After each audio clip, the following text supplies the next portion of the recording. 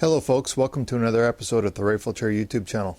This video is going to be dedicated to Cold War surplus ammunition. Why am I dedicating a video to this? Well, truth of the matter is that most of our surplus firearms need to be fed. We've got to keep the pigs fed. And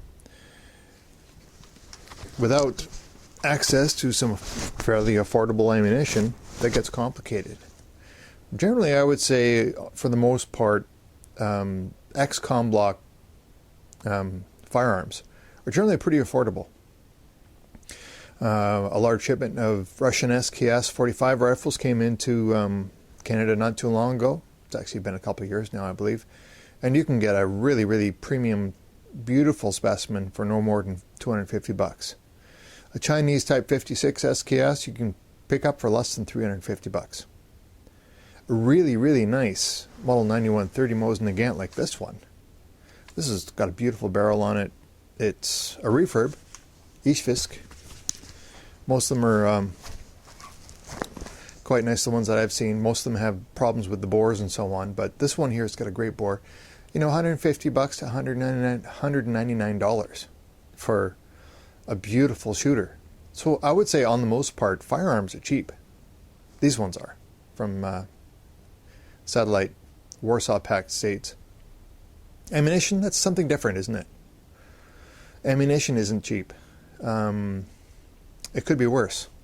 I remember back in the early 1990s, I was just getting into the running and gunning with military surplus firearms, and you couldn't get milsurp ammo if your life depended on it. It just was not available.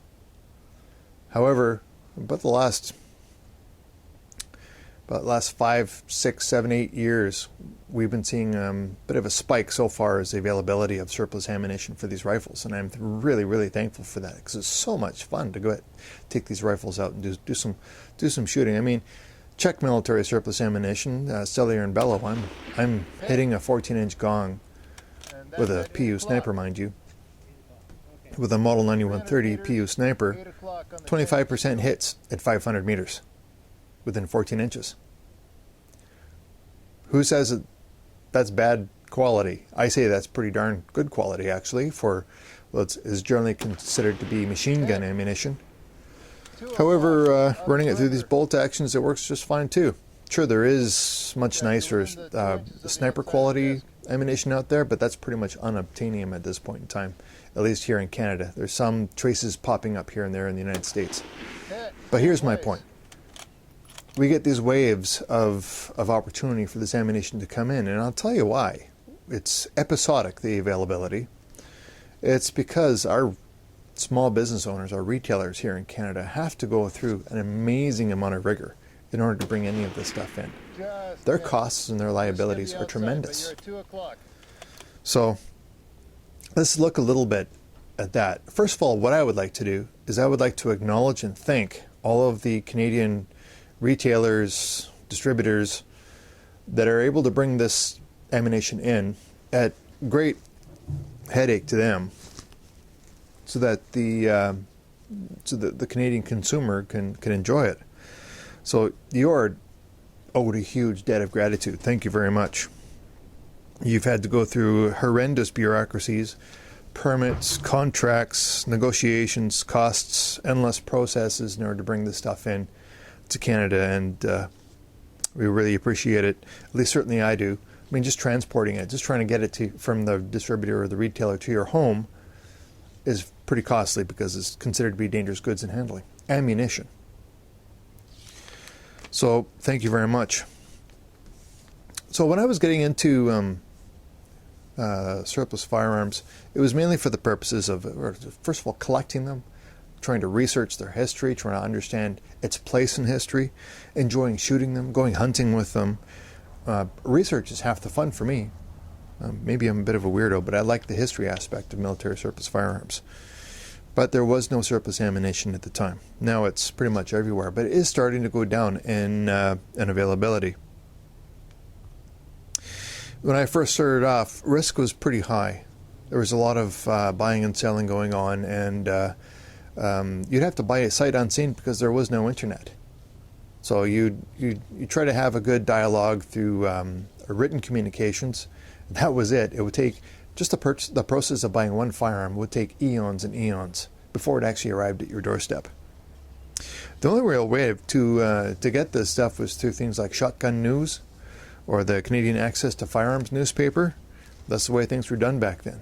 You know, you see a picture in a newspaper, $199. That's all you had to go on.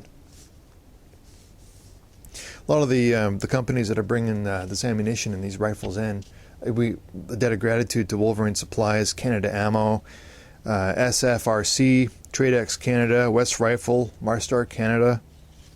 And on average, at least for 7.62 by 54R, most of the surplus ammunition that I've been able to acquire works out to be about 43 cents a round. Now, there starts to come to be kind of an equilibrium before it's no longer affordable for you to be purchasing military surplus ammunition. Even reloading components are starting to go up high enough where it's almost not worthwhile. You know, reloading used to be the cheap alternative of keeping your rifles fed, but components have gone up so much in price that it's even troublesome to do that. So what's my point? My point is that these things, the availability of this type of ammunition happens in cycles. There's a fair amount of conflict going on across the globe, and a lot of the surplus ammunition is being directed in order to sustain military forces in these areas. Around these XCOM bloc countries, and the ammunition is not necessarily going for a sporting or a use in non-war-torn countries, and so ammunition is becoming more and more scarce. So between UNOTA, the UN Small Arms Trade Treaty, and the various conflicts around the world, we are not in peacetime, folks. These sources of ammunition are starting to dry up now, and the small business owners are having to go through a little bit more in the way of bureaucracy now, costs, liabilities in order to bring this stuff in. So what I'm trying to convey to you is you may want to consider just slowing down purchasing your firearms and focus on maybe a supply of ammunition which may or may not be available to you in the near future, certainly into the long term. That stuff was put together for the Cold War. Okay? The Cold War has been over for a long time. So that stuff is starting to dry up. I recommend you stock up on your supplies while you still can. Hope you enjoyed that, folks. This is Riflechair signing off. Hope you're doing well. As always, Maple Leaf up.